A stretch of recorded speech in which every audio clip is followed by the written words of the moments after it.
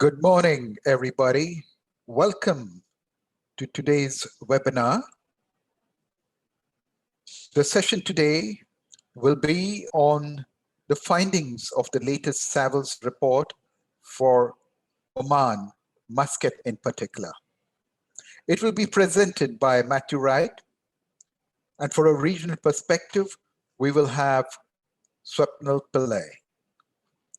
The presentation will be followed by a panel discussion on questions that have been submitted by registrants for today's session. We've received quite a number of questions. We've tried to frame similar questions for our panel to answer. Please feel free to keep asking questions during the session. A recorded version of this webinar will be available. Again, for those of you joining us, welcome. Let me now take the opportunity to introduce today's presenter, Matthew Wright. Matthew is a strategic consultant with Savills, and he's been with Savills Oman for over 10 years. Matthew has a very good understanding of the market and is very well respected for his views on the market. And Swapnil Pillai is the head of research for the Middle East. He will join the panel discussion and before that give a brief overview of the market in the Middle East. Welcome, Swapnil. I will now hand over to Matthew Wright. Great, thank you, Francis. Good morning, everyone, and thanks for taking the time to attend this webinar. As Francis said, I'm Matthew. I head up the consultancy section for MUSCAT and Oman. So just to give you a brief overview of what we're doing, the presentation basically covers the findings of our recent report and will consist of a macroeconomic overview and outlook, quick snapshots of the office and residential rental markets, quick overviews of other real estate sectors and how they're doing. Then Swapnil will provide a brief regional overview as a sort of comparison. And then we'll have a question and answer session just to finish off the presentation. So in terms of the macroeconomic overview and outlook, I'll be covering trends in terms of oil prices, gross domestic product and population. So oil prices, changing oil prices have a significant impact on the economy, which remains heavily reliant on oil. So, you know, and to put it into perspective, around 70 to 75% of government revenue at the moment is from the oil sector. Now, oil was trading at historic highs up to 2014. So 2010 to 2014, it was around $100 a barrel, and then saw a significant slide. So as you can see from the chart, we hit $50 a barrel at the start of 2020, and then with the impacts of the pandemic, oil slid to a quarterly average of $30 per barrel in Q2 2020. Now, the good news is that, as you can see from the chart, there's been a pretty strong recovery in oil prices over the last year, essentially, with oil now trading at around 70 to 75 US dollars per barrel. So essentially, just in those terms, with an economy that remains reliant on oil, we're in a much better position than we were at this time last year. And also, what's encouraging is that the World Bank provides outlooks for commodity prices over the coming years. And the graph shows in orange the projections in April last year, and the charcoal line shows the projections for which were made in April this year. So as you can see, it's a more rosy outlook in terms of oil prices, with projections roughly 30% higher than they were a year ago. So in pure terms of oil prices, we seem to be in a better position than we were. So looking at GDP trends, and particularly relative to the value of oil, there's a strong correlation, as we pointed out last time, between in an oil-reliant economy, between the value of oil and what happens with gross domestic product. So in 2020, the average price of oil dropped by around 25%, while gross domestic product in the Sultanate at current prices dropped by around 15%. So both pretty significant moves. What's interesting to note is that oil's, as you can see from the chart, is that oil's currently trading at roughly the same values as in 2018, when the total GDP was 30 billion Omani riyals in comparison to 25 billion Omani riyals in 2020. Also encouraging is that both the IMF and the World Bank are foreseeing limited to moderate growth over the remainder of 2021, but with much stronger growth in 2022. So overall, economically, we appear to be in a better position than we were last year. In terms of population, which obviously is the main driver for the real estate sector, the total population of Oman grew strongly from just over 3.5 million in 2012 to just over 4.5 million in 2016. But then it pretty much leveled off from 2017 to 2019 before seeing a dip of 4% last year. Now, the Omani population has seen a relatively steady growth at about 2 to 3% a year, but the growth of the total population from 2012 to 2016 was driven primarily by the growth in the expatriate population, which grew from 1.5 million to 2.1 million in that time period. Of note, however, is that the expatriate population has dropped by almost 350,000, or 16%, since 2016, with 2020 alone seeing a decline of nearly 250,000 in terms of the expatriate population for the Sultanate. So in terms of where we see opportunities and challenges, well, stronger oil prices make a much better basis for the economy. So fiscally, the Sultanate's in a much stronger position this year than it was last year. And with GDP starting to recover from the impacts of the pandemic and lower oil prices, that seemed to carry on over the coming years. Perhaps not stellar growth, but pretty safe and steady. So a much better picture than it was. Another advantage is obviously with stronger oil prices allied to the new tax regime, the government revenues are increasing, which will help to drive investment in larger scale projects, which are a big part of the economy. Also, with the rollout of the COVID-19 vaccinations, which has really picked up speed in Oman, we'd expect to see the restrictions reducing over the coming months, which would allow the economy to function more normally and open up again over the rest of 2021.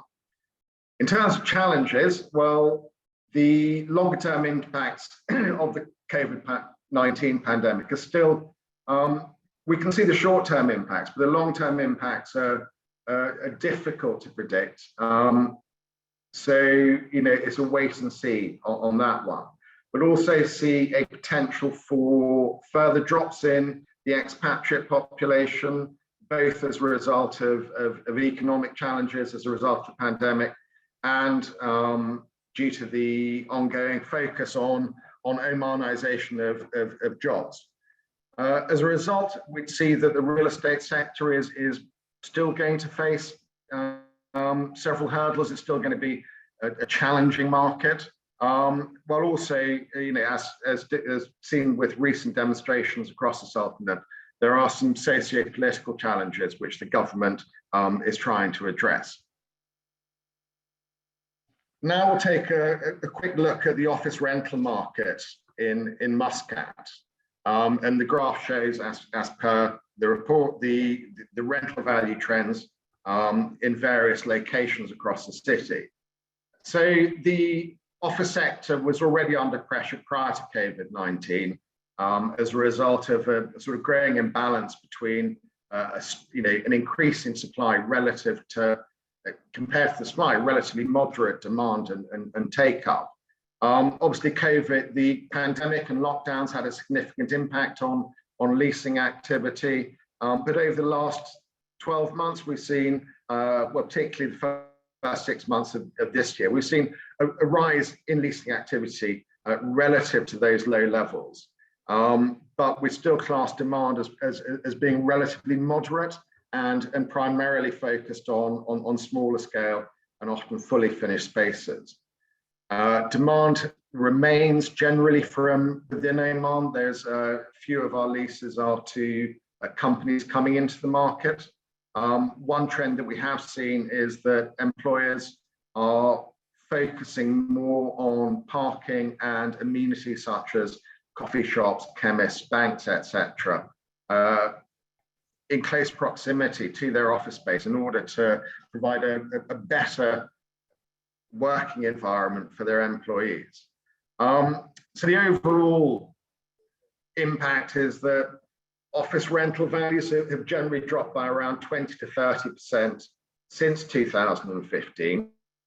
But interestingly, because they're already at low values, the actual impact on rental values due to the pandemic has been relatively limited. And what we're seeing instead is a greater focus on rental incentives, such as, well, particularly initial rent-free periods in order to attract and retain tenants.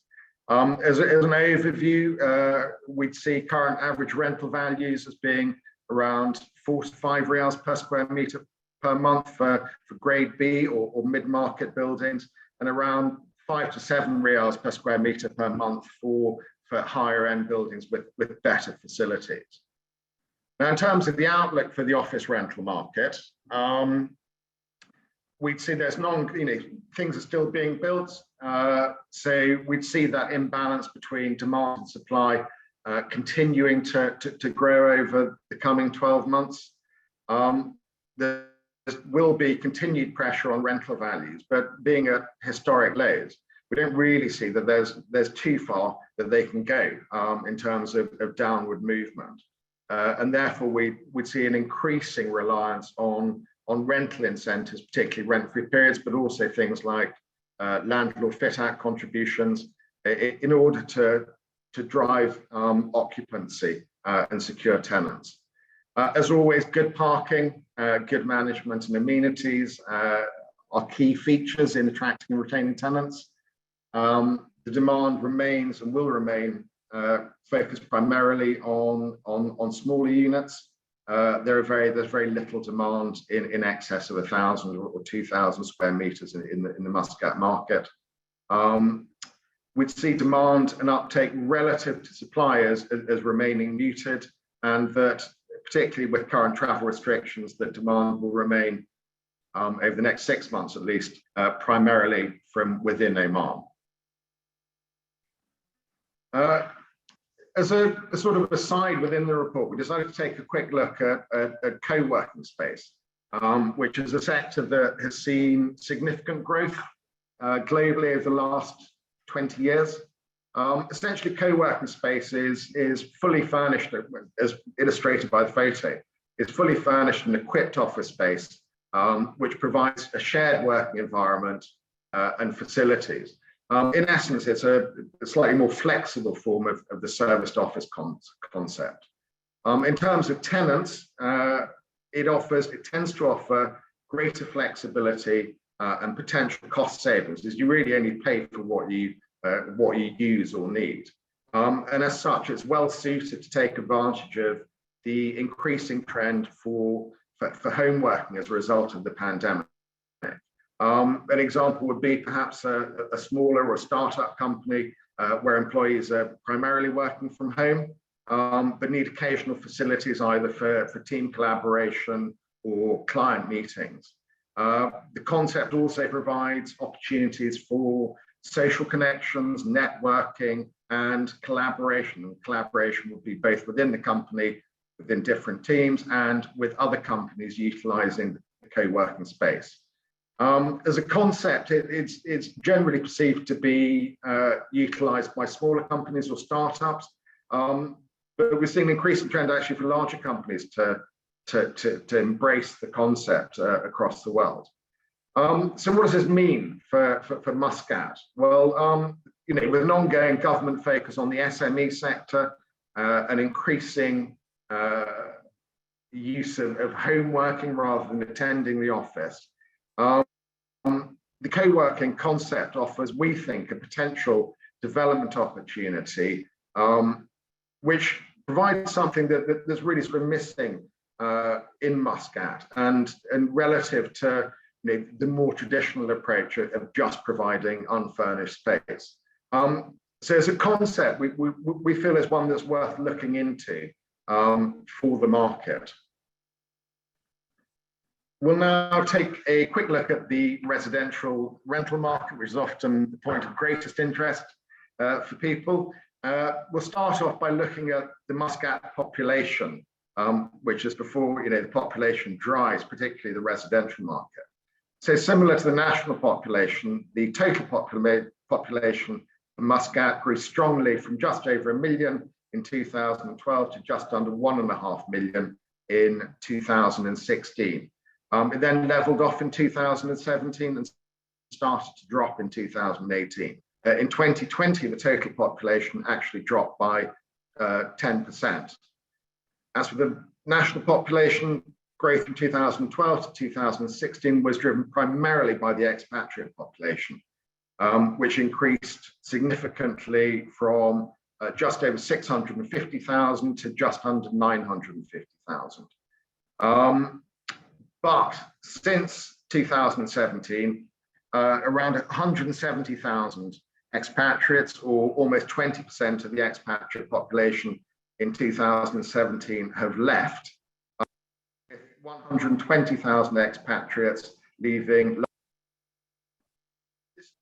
This is that the expat population drives the rental market, and when expat population numbers drop, there's a significant drop in demand, and this has a follow-through, therefore, on rental values.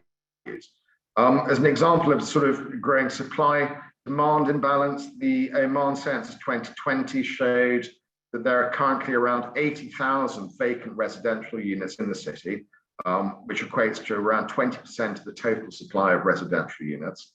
And we would estimate that the significant majority of these are going to be properties for the rental market.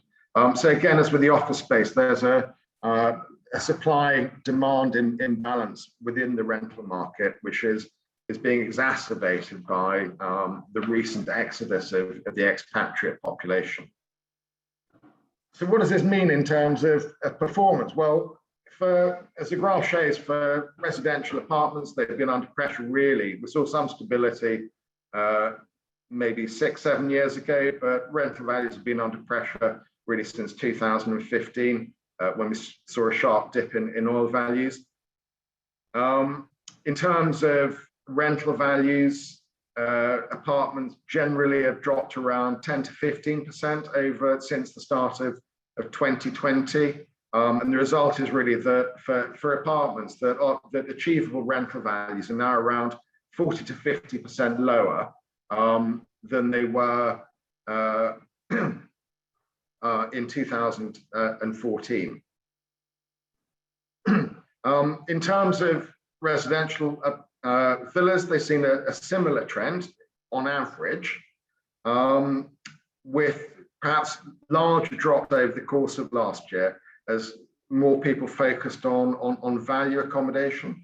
So on average, villa rental values dropped by about 15 to 25% since the start of 2020, with the result that on average they're around now around 30 to 45% lower than in 2014. The areas that stand out really are Al Mouj and Muscat Hills, which are the lines at the top.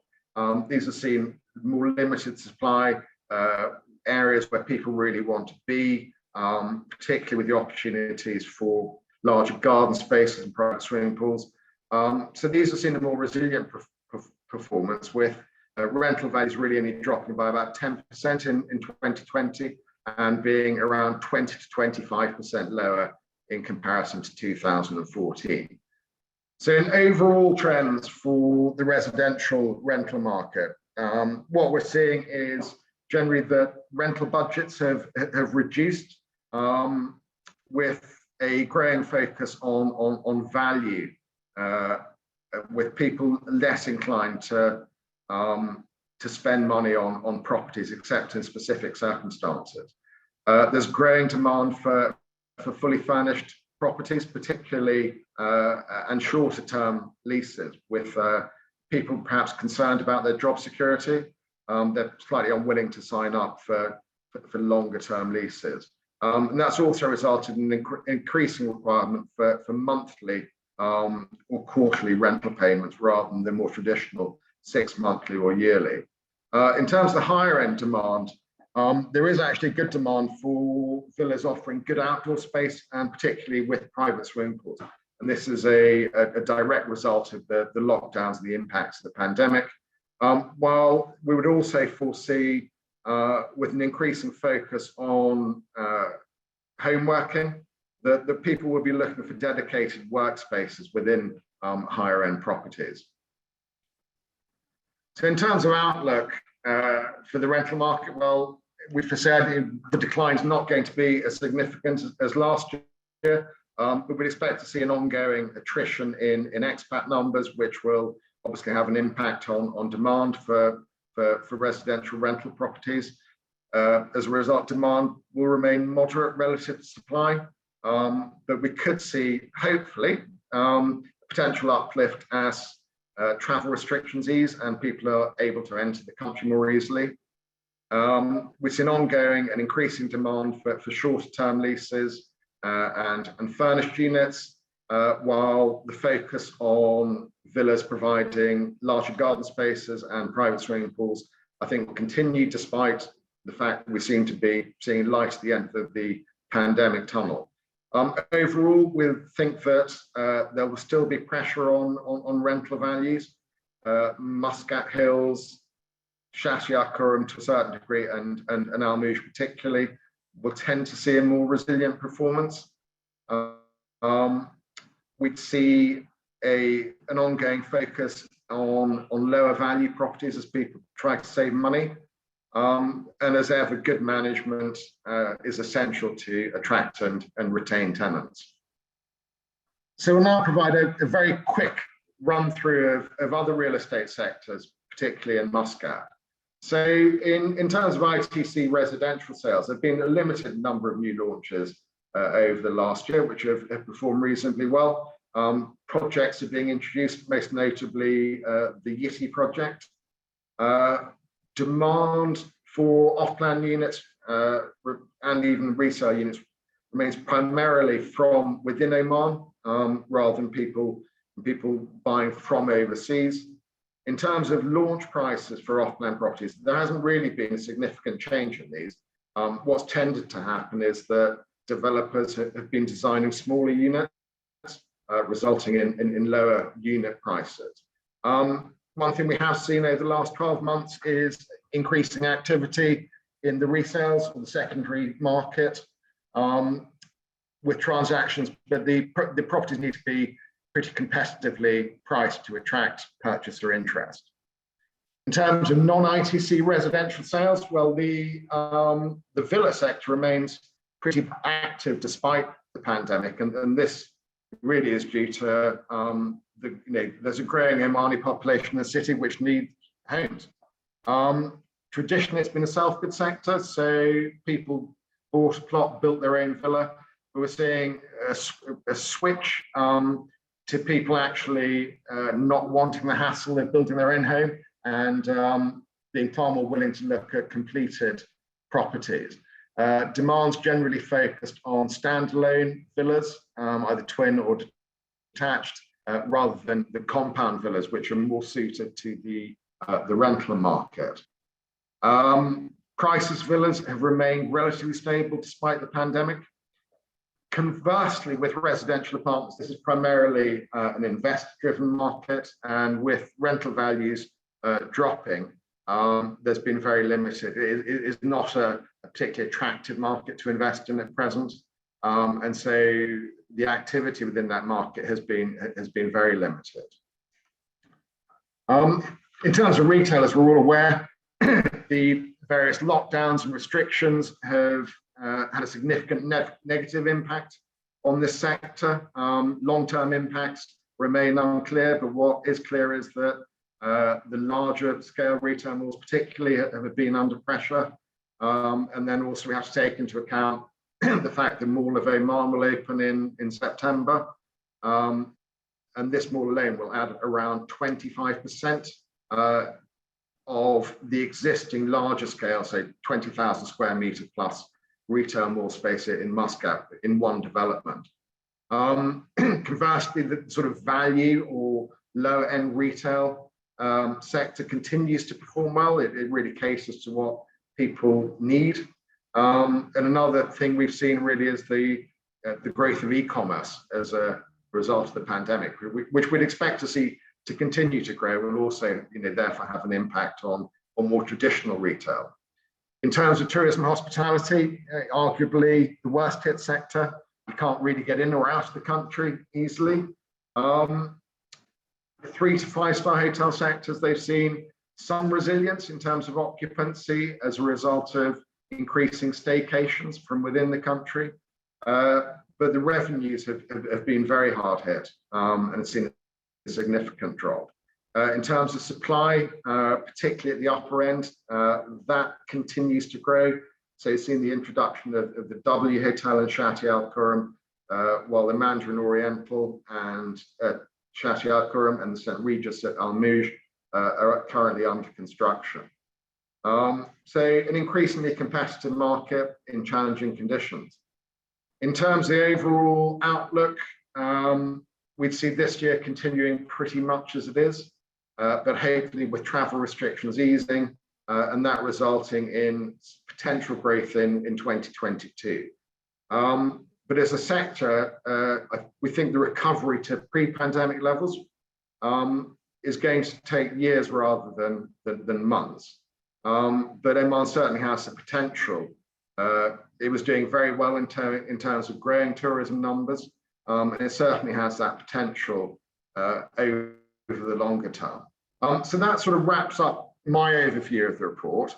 And I'll now hand you over very quickly to Swapnil, who will provide a quick overview of the general trends in real estate trends across the region. So across to you, Swapnil.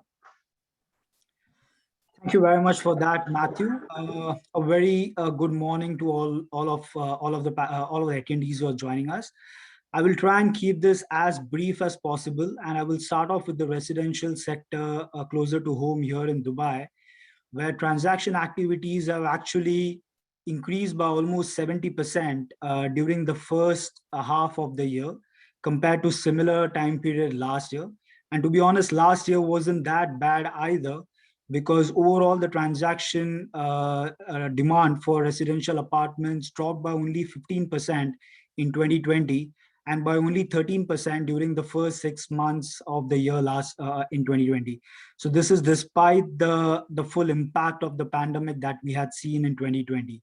Now, what is interesting to notice that between 2015 to 2018, we were seeing a constant decline in transaction activity and an increase in residential supply on an annual basis. Since then, the government has kind of stepped in. They have addressed the demand side equation by introducing long-term residency in 2018.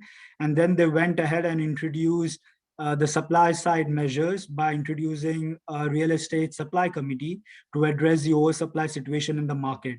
And since then, we have seen the impact of these measures kind of drill down to the residential sector, with transaction activities increasing by almost 25% in 2019. And we had kind of anticipated this trend to continue over the next few years. In fact, in Q1 2020, transaction activities did increase by almost 13% compared to Q1 2020. And we are seeing that momentum actually pick up again after lockdown restrictions were lifted in June last year. And since then, transaction activity has continued to increase. Now, even though the activity levels have kind of bounced back, we do kind of anticipate the market to cool off a bit after the strong increase in transaction levels in the last 6 months.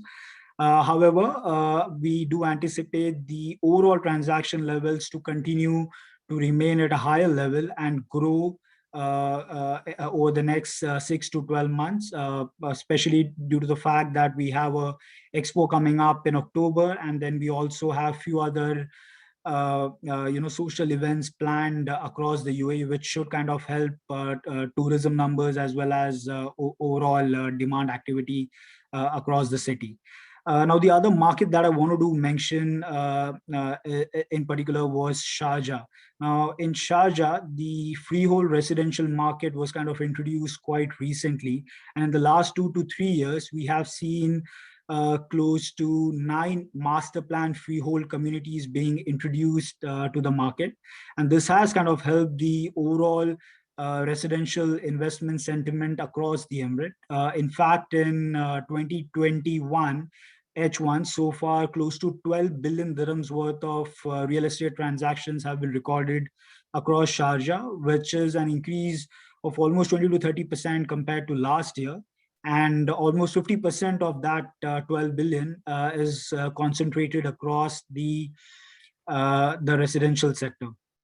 Now moving on to the capital down in the south, Abu Dhabi has kind of witnessed a relatively stable residential market compared to Dubai and Sharjah. Bulk of the demand is still concentrated or driven by the local Emirati population, and the expatriate population demand is kind of limited. Bulk of the activity is also concentrated across Saadiyat Island and Yas Island, and we haven't seen any major new launches by prominent developers like Aldar in the market. So most of the activity in Abu Dhabi is currently concentrated on completing the products that were launched over the last few years, which has kind of helped in maintaining stability across the asset prices in Abu Dhabi. Now, looking at Bahrain, the market has kind of bottomed out based on our analysis.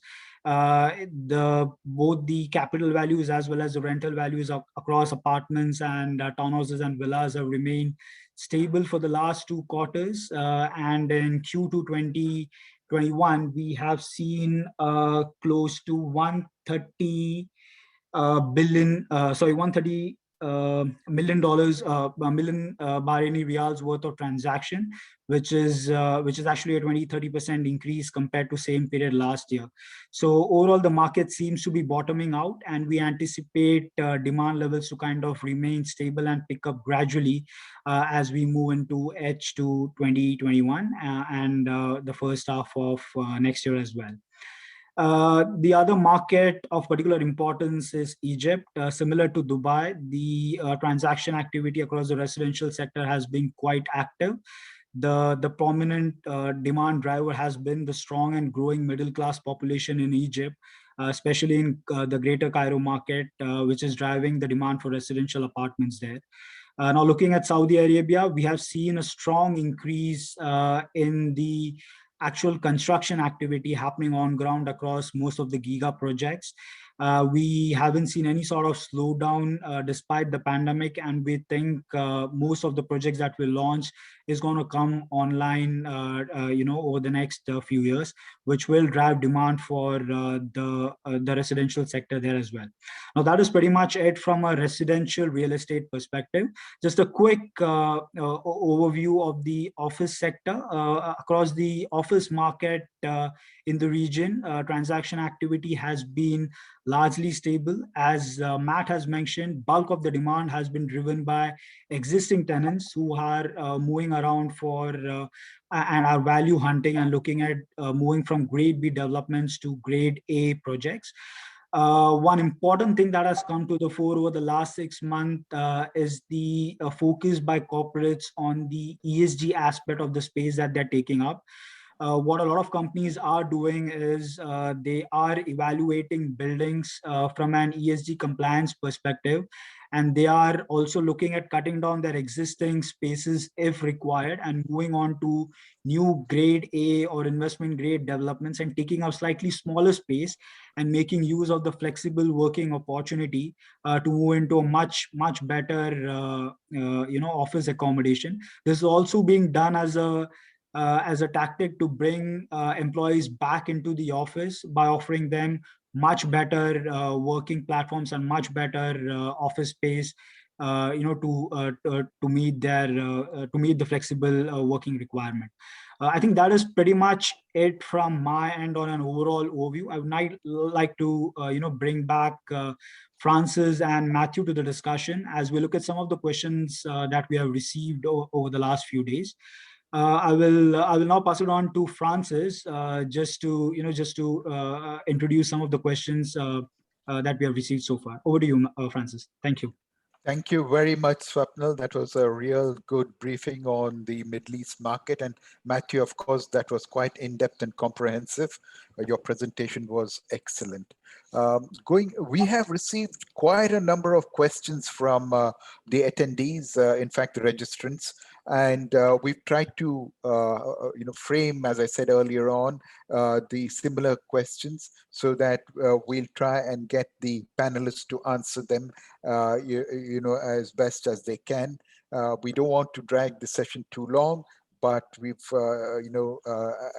get the whole perspective of what they have said and answer your questions appropriately. The first question to the panel, Matthew, if you want to take it, and then Swapnil can actually give a context to it from the regional perspective. What are the expected short and medium-term trends in the sales and rental markets for residential properties at Al Moj and Muscat Hills? I'll try and keep it very concise. So the rental sector we've pretty much covered. As a précis, we'd see villas remaining relatively stable in the rental market. Strong demand, limited supply. Apartments are going to be slightly trickier, particularly as supply grows, and the tendency in terms of tenant demand is either for apartments offering specific features such as marina views, or newer apartments. So the apartment market, I think, will be more challenging than the villa market. For sales, it's, I think where you will see sales is where people perceive value, that they're getting what they want and need at what they consider to be a fair price. There could be price corrections. It is difficult to make projections in this market, but certainly with the growing supply and perhaps new projects being introduced, this could, place a new dynamic on the market, resulting in some movements in prices, particularly since we really haven't seen a great deal of movement in off-plan launch prices over recent years. Swapnil, have you got anything to add to that from similar developments, perhaps, or patterns you've seen? Yeah, I think it is quite interesting what you mentioned, Matt. From a rental perspective, I think it is important to note that though companies have started hiring back, they're actually going back to their pre-pandemic capacity, and they're not and the employment numbers overall in the market are not increasing, and we're not seeing an influx of expatriates coming into the market. So I think the rental market will still remain under pressure for that particular reason. But from a sales perspective, I think because of the affordability in the market right now, from a lending perspective, and also from the fact that a lot of developers have gone all out to kind of market and sell their products, we are seeing buying opportunities for a lot of the expatriate population, which might continue to drive the sales market for the coming few months. And like you said, I think bulk of the demand is going to be concentrated across the villas and townhouse communities, because people are seeing the value proposition there. They want to make sure that if anything like a lockdown happens again, they have that space to kind of go back to. And they also want to make sure that if they are going to spending a lot more time working from home, then having that additional space is definitely important. Oh, that's quite I think- interesting. Yeah, sorry. Yeah, sorry, Francis. Yeah. Just to kick. I mean, so I think it's what is quite interesting to see is a relative performance of the Dubai market and the MUSCAT market. And what you've seen in Dubai was essentially a crash followed by a strong recovery in terms of demand and pricing. So that's a market which is very dynamic, quick moving, and where developers reacted very, very quickly to changes in the market. And I think that the MUSCAT market may need to not copy Dubai, but it may need to evolve into a more fluid, dynamic market where people react to what's going on and creates more of a real estate cycle. I think it is really, really important, that the developers kind of become flexible and kind of reevaluate their projects on a regular basis, like you said, Matt, because I think it is important to note that in this part of the world, we are relying a lot on foreign investments and on expatriate population, which kind of has a huge impact on the demand and supply of real estate here. And Dubai has done relatively well to kind of address that. Like you said, the developers were quick to react to the oversupply situation. In 2019, I think the overall supply dropped by almost 60%. Yeah. In 2020, the supply again has dropped by almost 50% compared to last year, and developers are not launching any new projects. While on the other hand, the government has stepped in to make sure that people feel a lot more comfortable staying back in the city and kind of reinvesting in the economy. Yeah, thank you very much. Yeah, so that was quite a comprehensive answer from Matthew and Swapnil. We have 3 more questions, so if your answers can be, a little more brief, we'll try and get all of the questions in before the end of the session. We'll move on now to the office segment, and the question here is, what trends do you foresee in terms of leasing and purchase of office space in 2021 and 2022? Matthew? Okay, Francis, whistle stop store then. Essentially, in terms of rent, competitive, lots of competition, muted demand. Landlords need to be proactive, attack the market, and really do the best they can to attract and retain tenants. In terms of purchasing office space, this is a sector that started, I think, pushing 10 years ago. It's never really got going. It's not a sector in terms of selling individual office units that's prevalent in other parts of the world. We foresee there being some new developments being introduced to the market, but as with previous projects, that demand and uptake are likely to not be particularly strong, particularly given lower rental values. Investor-driven market, low values is not a particularly happy combination. Right. Swapnil, do you have anything to add to that? I think one good thing to note is that offices are not dead, as we were kind of anticipating or thinking that could be the case last year. So there is definitely a demand for office space. But like Matthew said, I think it's going to be focused on the good quality stuff at the right location, offering the right kind of amenities, be it parking space, or like I said, being compliant from an ESG perspective, which is going to make all the difference. Sure, yeah. Across the region, it's the same qualities that we're talking about. Now we move on to the third question, and this is with regards to retail. Matthew, with Mall of Oman due to open shortly, how would you position the Muscat retail mall sector as far as boutique/mid-sized malls are concerned? The large-scale retail mall sector, we touched on it, is already in many ways oversupplied, and Mall of Oman is going to add to that. So huge competition there. For the smaller sort of boutique or neighborhood convenience malls, my view is really about understanding what your market is. What are the gaps and opportunities? What tenants do you need? What tenant mix do you need? What do people want, and then what do they actually need in terms of consumers? And adapting your positioning and tenant mix to hit those gaps and opportunities. Right. Okay, now we quickly move on to tourism and hospitality. With the hospitality sector under significant pressure, would you identify any potential development opportunities in the near future, Matthew? Yes, I touched on before that inbound tourism had shown very strong growth in Oman over recent years. This was matched by perhaps an overgrowth in hotel supply. I think what we're probably nearing is the end of the era of building larger scale generic branded hotels, except in locations where there's a specific identified need and demand. And really the hospitality sector, in my view, needs to become more Omani. It needs to make the most of what the Sultanate offers, which is it's a unique location. It provides exceptional landscapes, seascapes, it's got history, it's got culture, and people are super friendly and welcoming. So I think that there is opportunity in the mid to longer term, but developments would need to be more focused and less generic. So they'll need to identify gaps and opportunities. Now, is it adventure sports? Is it culture? Is it history? Is it the landscape? Is it the environment?